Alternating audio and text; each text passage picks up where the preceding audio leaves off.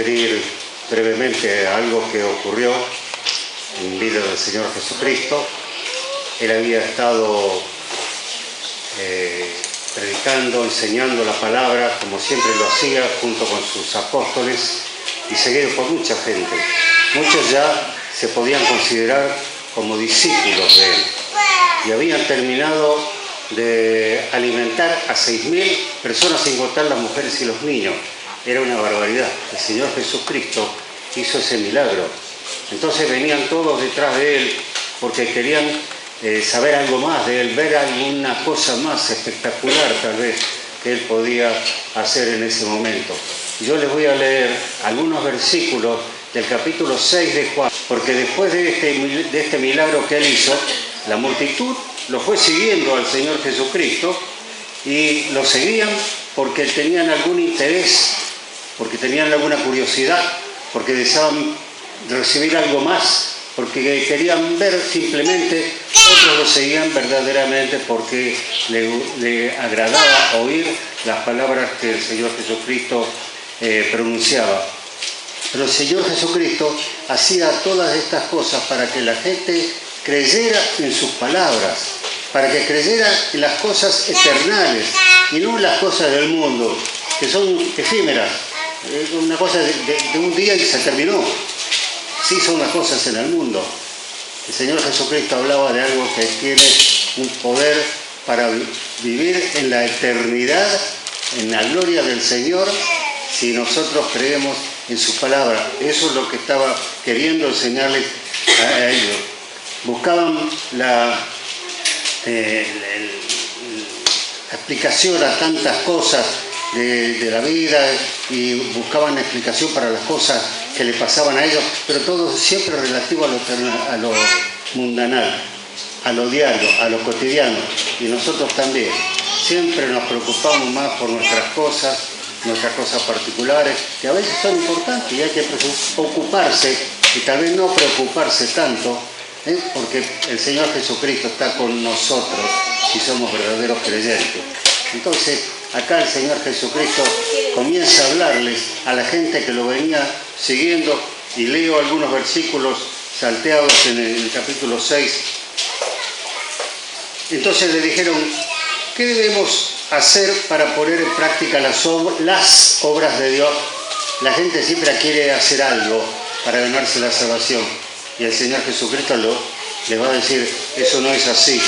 Respondió Jesús y les dijo: esta es la única, lo único que vale, la obra de Dios, que creáis en el que Él ha enviado, que era Jesucristo.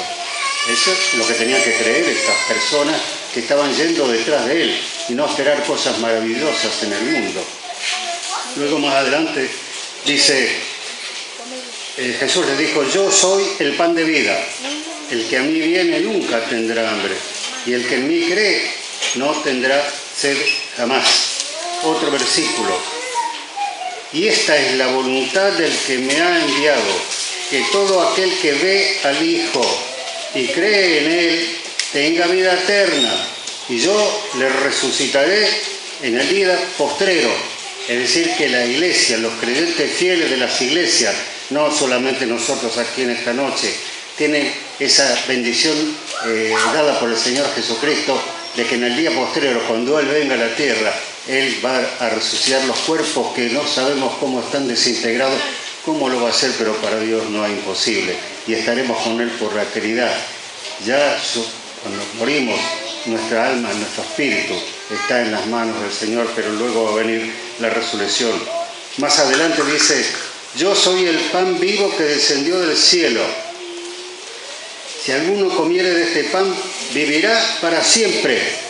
Y el pan que yo daré es mi carne, la cual yo daré por el mundo. Eso es lo que el Señor Jesús está prometiendo, cosa que después se cumplió cuando Él fue a la cruz. Él puso su vida para que nosotros pudiéramos, por fe en Él, ser salvos por la eternidad. Más adelante dice: el que come mi carne y bebe mi sangre tiene vida eterna, y yo le resucitaré en el día postrero.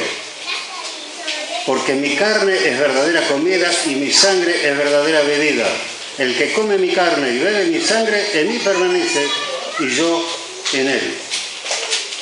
Como bien podemos entender, no se trata de comer la carne del Señor Jesucristo así como está escrito, sino que Él está hablando de algo que se tiene que entender como que lo que Él está poniendo, su vida y su sangre, son la entrega que Él hace para que su palabra pueda penetrar en nosotros y ser salvos por la fe. Nosotros podemos gozar de la vida eterna. Ya tenemos asegurada la vida eterna aquí, si realmente creemos en Él. En uno de los versículos dice: yo soy el pan vivo que descendió del cielo.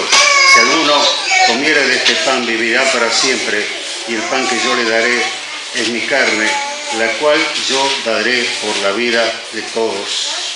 Al oír las palabras de Jesús, muchos de sus discípulos dijeron: dura es esta palabra, ¿quién la puede oír?